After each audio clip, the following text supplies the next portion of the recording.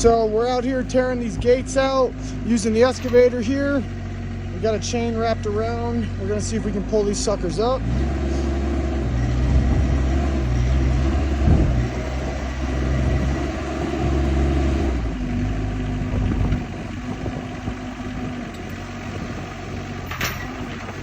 About to see what happens with this.